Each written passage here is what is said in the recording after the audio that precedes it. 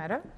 Pursuant to order, I now call Senator Ananda-Rajah to make her first speech and ask senators that usual courtesies be extended to her. I call Senator Ananda-Rajah. Thank you, President. President, I'd like to acknowledge the First Peoples of Victoria and their enduring connection to science, to nature and to learning. Colleagues, imagine it is 2065, 40 years from now. My time as a parliamentarian is long gone, and my world is confined to my home, my family and my memories. This is my vision of the future. I am 92 years old. As I tend to my veggies, my gaze lifts to the smoke on the horizon. When once I felt fear, I know that that fire will be extinguished by fire-retardant drones lifting off from stations all around the bush, triggered by satellites. Despite Australia hitting net zero well before 2050, our fire seasons remain intense due to the baked-in impacts of climate change. Earth's fever has not broken, but on our current trajectory, it will, as vast machines made by gods suck carbon from the air and kelp forests teeming with life trap carbon in our oceans. The tech oligarchs of my working life have been replaced by blue carbon billionaires. Some 40 years earlier, a Labor government I served in laid the foundations for our renewable energy transformation. Australia has now become an energy darling fettered by global businesses that make products like green steel, which have reduced the world's emissions by 8 to 10%, as predicted by eminent economist Ross Garnaut decades earlier.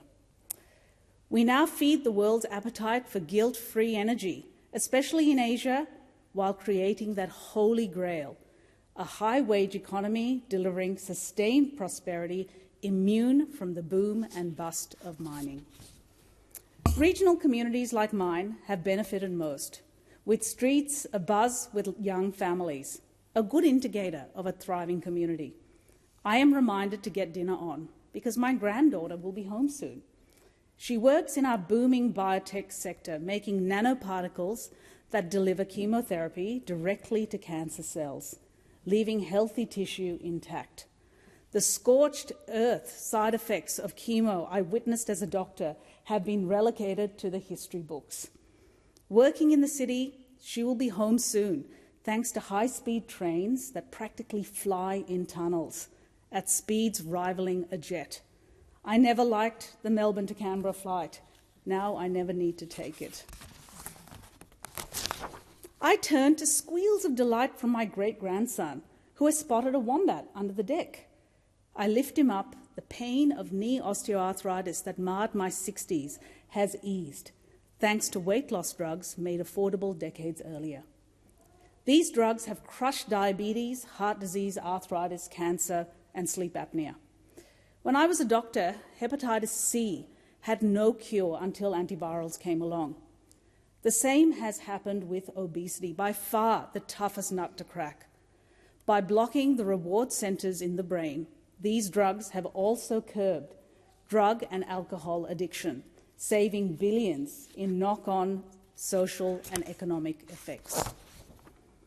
As evening falls, my tradie granddaughter bounds down the stairs. She found me last week after my AI assistant alerted her to my fall. My patients used to spend upwards of 14 hours on the floor after falls. Now, no more. A quick hug and she heads off to fit out a 3D printed home built in 3 days.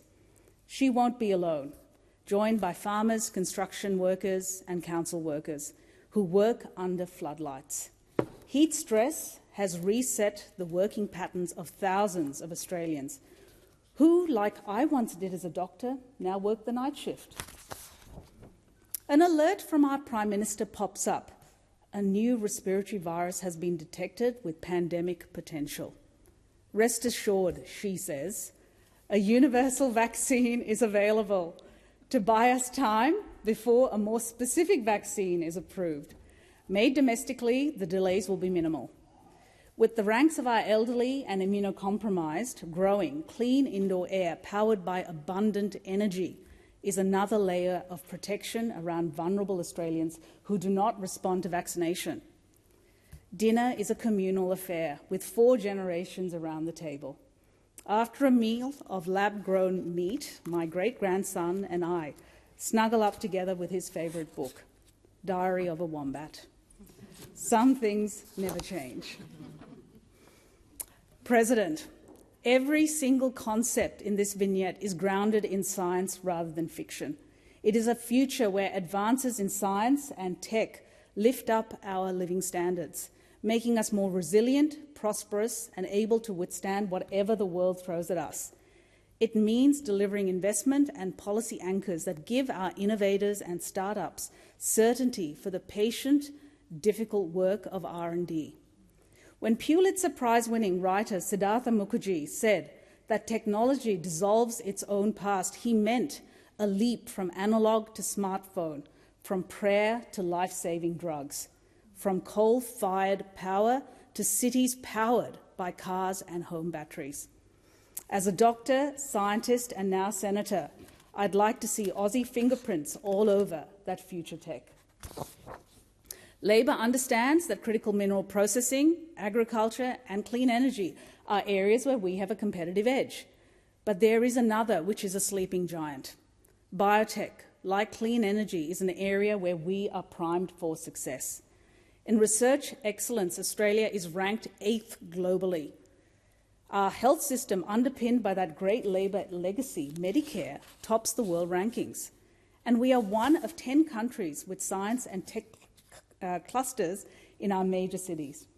Melbourne, Sydney and Brisbane are places where high flyers cluster with high flyers, sparking ideas that turn into dollars. But here's the paradox. Despite punching above our weight, with good healthcare, research excellence and great talent, we have not turned ideas into companies. With 1,200 biotech companies, a handful of giants like Cochlear and CSL, we have the mystery of the missing middle. At a time when Australia urgently needs new revenue streams to pay for the things that matter, we must crack the code in biotech that bridges the middle between minnow and whale. Almost overnight, we could become a knowledge economy, turning Melbourne, Sydney and Brisbane into Oxford, Cambridge and Boston, in arguably a shorter time than making batteries. Consider the clinical trials industry, which pressure tests our drugs before Australians get them. At $450 billion, approaching $700 billion in 7 years, I'd like a bigger slice of that pie. And here's the thing, our multiculturalism puts us in the box seat. This is one of the reasons why attacks on diversity are so misguided, because it blinds us to its economic value.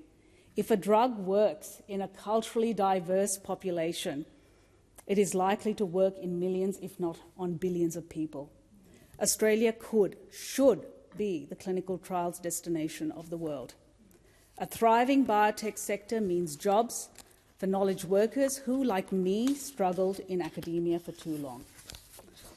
Knowledge workers are far more diverse than we think. They are scientists, nurses who run clinical trials, doctors, engineers who design artificial hearts, bioinformaticians who crunch genetic data, geneticists, AI scientists, software engineers, statisticians, roboticists, and health economists. These workers cluster in cities, but importantly, aspirants to these jobs are everywhere. They are everywhere, all over this country. They are championed by great institutions like the Australian Academy of Science, who are here today. But even the nobility of science has a dark underbelly. Scientists have all the job security of gig workers. Bullying is underreported. Rent seekers demand authorship for little to no work. The publish or perish mentality has driven perverse outcomes, privileging piles of papers over innovating those ideas into marketable products and services.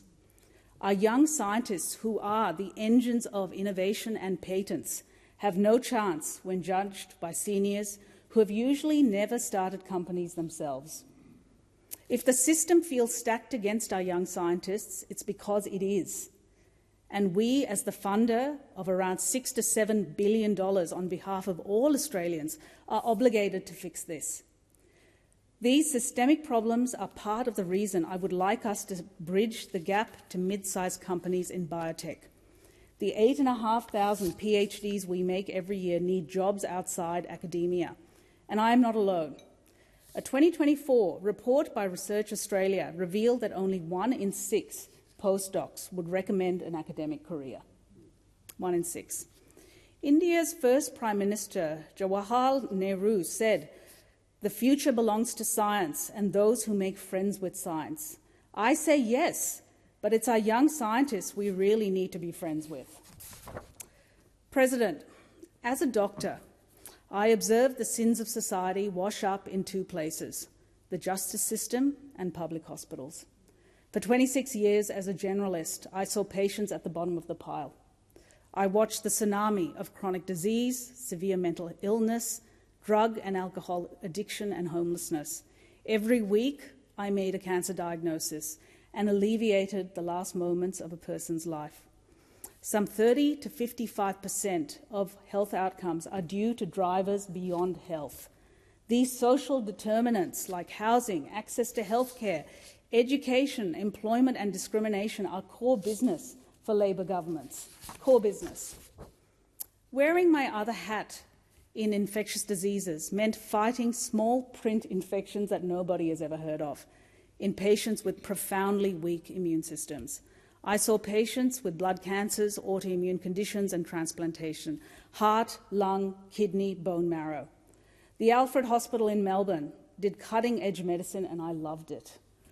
Seeing the carnage of infections in leukemia patients prompted my PhD, spanning health economics, better antibiotic management and artificial intelligence. More challenge, less time with my then small kids, burning the candle at both ends.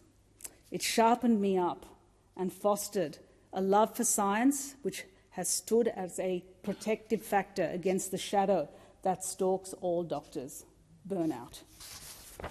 But research was not easy. As a Research Australia finalist and founder of an AI startup, I encountered too many barriers to commercialisation, too many. Turns out I'm not alone. In 2024, Australian startups founded by women attracted a pitiful 2% of investment capital. 2%. Determined to get funding, I even went to the UK.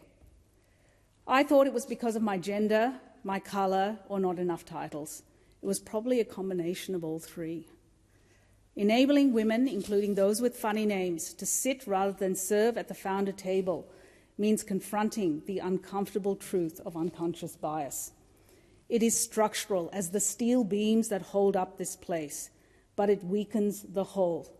It starves the enterprise, including our workplaces, schools, sporting teams, creative arts, indeed this parliament, of talent. And that is an act of self-harm. However, it wasn't my patients that led me into politics, but rather the people who cared for them. During the pandemic, healthcare workers who held up the sky were treated as if we were disposable. Gaslit and silenced, I spoke up, even against my own profession, when I saw the science changing around how the virus was spread. Wiping down surfaces would have been fine had we been facing a pandemic of gastro, but that wasn't the case.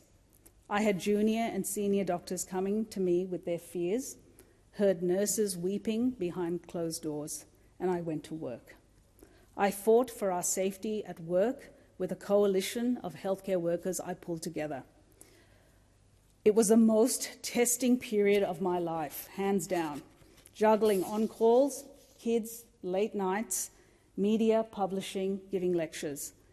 Without knowing it, I had become a campaigner. Taking on the Morrison government as a private citizen over work safety and vaccine rollout was wrath of God stuff. The day before my first appearance on Q&A in 2021, I was asked to go easy on the government by a colleague who had been pressured by a then government minister. It left me shaking and nauseated. It was my husband, a man of steel, who told me to say what I thought. I've never disclosed this. It was too raw back in 22. I even quit my other job as a director of a medtech institute, fearing repercussions on the university.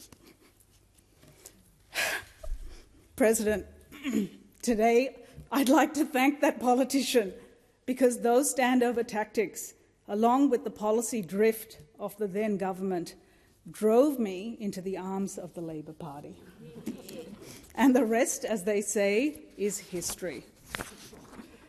As the first Labor member for Higgins in the seat's 75-year history, I respected its gravitas as a seat of leaders, including 4 former Liberal Prime Ministers, Holt, Gorton, Menzies and Fraser, who lived there, and, of course, Australia's longest-serving Treasurer. I showed up and advocated as best I could during an inflationary crisis, cost of living squeeze, and highly volatile period for my large Jewish community. I brought the same care and intensity I had for my patients to my constituents. But this community gave me so much more. People with skills, expertise, and a moral ambition for this nation down every street I door-knocked. The abolition of Higgins in 2024 then was as cold as a surgeon's knife. It was devastating. I grieved for what I had left behind in medicine and for what I had wanted to achieve. However, not one to ruminate, I crisscrossed Victoria as a member of the Health Committee, determined to stay present. At 6.5 million and counting, Victoria needs infrastructure and services. The regions need doctors like oxygen. The long-acting contraception we funded will stop women in border communities near South Australia from travelling long distances to Warrnambool for surgical abortions. Quality aged care in Leongatha and Ararat make hospital a place of last resort for confused elderly. Violet Town's aged care workforce is overwhelmingly of South Asian ancestry, like me, underscoring the vital importance migrants play, especially in the regions. Stoic farmers submit to health checks in the sale yards run by Yea Hospital. Drug addiction is dragged out of the shadows by a rehab centre in Molyula amidst rolling hills and birdsong. The outstanding Southwest TAFE in Warrnambool would like a bus so that mums need not drive their kids in pre-dawn darkness on country roads to get to class. Sandy Creek will get new netball courts thanks to our sports funding. In Victoria's burgeoning South Asian community of nearly 500,000, I was welcomed as the first Tamil Member of Parliament, even though I'm pretty watered down. Growing up, I was unsure whether I belonged or whether I was pretending. At some point, I laid down roots, but the nation changed around me. Suddenly, fitting in did not mean shedding your culture like a coat. To paraphrase the Foreign Minister, our cultural diversity is an element of our national power, which, in combination with our stable democracy, natural resources and skill capability, is this middle power's superpower. But, President, who says lightning can't strike twice? To be here now as a senator for Victoria, a position that Labor has not held in nearly 20 years, is testament to the trust Victorians put in Labor, the Prime Minister's extraordinary work ethic, this Labor government which did the work, our living treasures, the Labor rank and file, and Vic Labor, who backed my Senate run. Only 56 parliamentarians, including myself, have served in both houses since Federation. Only one senator has gone on to become Prime Minister. John Gorton in 1968, following the death of Prime Minister Harold Holt. Both were my predecessors as members for Higgins. I can assure you that history will not repeat, but it does rhyme. There are a few people to thank. I will be forever indebted to Paul Erickson, Jet Fogarty and Josh Pollack. As mentors, you guided me to Higgins and then here. These were unwinnable seats until they weren't, thanks to your cool heads. You are Labor's rainmakers. The Deputy Prime Minister and Member for Hawke are my mentors and therapists on speed dial, who have been there every step of the way, even when Higgins was a mere twinkle in our eyes. Toughest for me was that prolonged period of uncertainty, and you, along with the Chief Government Whip, steadied the ship. I could not be here without my trusted staff and my backers in Higgins who believed in Project Michelle. Thank you. My family are relieved that I am back to work. It's true. As a FIFO worker, my husband and daughter keep the home fires burning.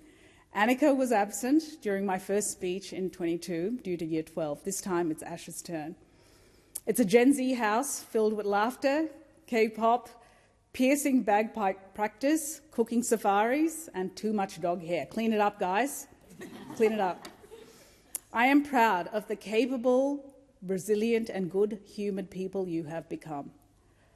My parents, Robert and Vimala, are my biggest fans.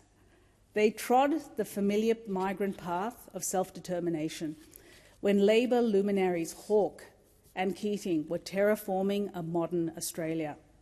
As Tamils, they left Sri Lanka in the 60s for the UK, where I was born. They then forged a life in Zambia for 10 years before choosing Australia over Canada. Good call. Good call. They instilled in me a steely determination not to succeed, but rather to get up, dust yourself off, and keep going. And I can assure you there was no tiara in our house. My sister, Romaine, is my closest confidant, and like my brother, Steve keeps the wheels on and turning.